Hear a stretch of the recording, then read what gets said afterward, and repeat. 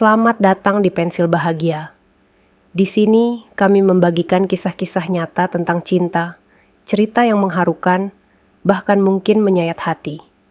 Setiap kisah adalah pelajaran hidup yang bisa kita ambil maknanya. Jangan lupa like, komen, dan subscribe agar tidak ketinggalan cerita menarik berikutnya. Siapkan hati, dengarkan kisahnya, dan biarkan cinta mengalir dalam setiap kata.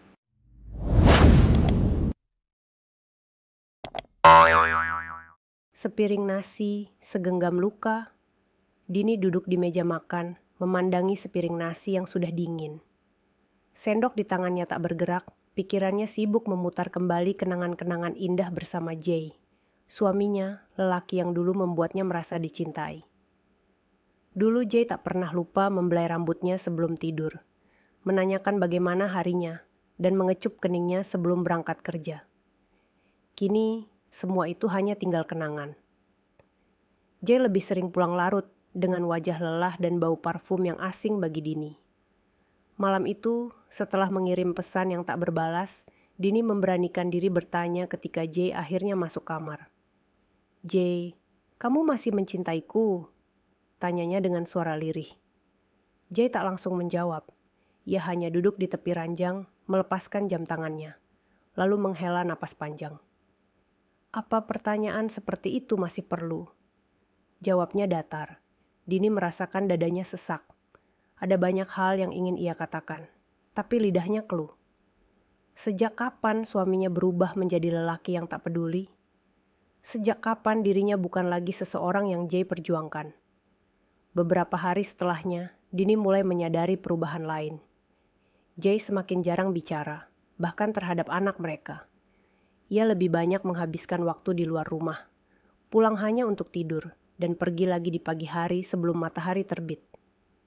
Hingga suatu siang, saat Dini sedang merapikan pakaian Jay, sebuah kertas kecil jatuh dari saku celananya. Jantungnya berdebar saat membaca tulisan itu. "Aku lelah, Jay. Aku tak bisa terus seperti ini. Kita harus bicara." Pesan itu tertulis di atas nota pembayaran sebuah kafe. Dini menggigit bibirnya, menahan air mata. Hatinya sudah lama curiga, dan kini kenyataan mulai terbuka sedikit demi sedikit. Malamnya, Dini memberanikan diri lagi. Ia duduk di ruang tamu, menunggu Jay pulang. Saat suaminya membuka pintu, Dini tak lagi bisa menahan diri. "Kamu selingkuh, Jay?" tanyanya dengan suara bergetar. Jay terdiam di ambang pintu. Ia tidak langsung menjawab, tapi tatapannya sudah menjelaskan segalanya. Dini menahan napas. Seandainya Jay marah, menyangkal, atau mencari alasan, mungkin hatinya tidak akan sesakit ini. Tapi suaminya hanya diam, seolah membiarkan Dini menemukan kebenaran sendiri. "Kamu mencintainya?" Lanjut Dini, suaranya lebih lirih.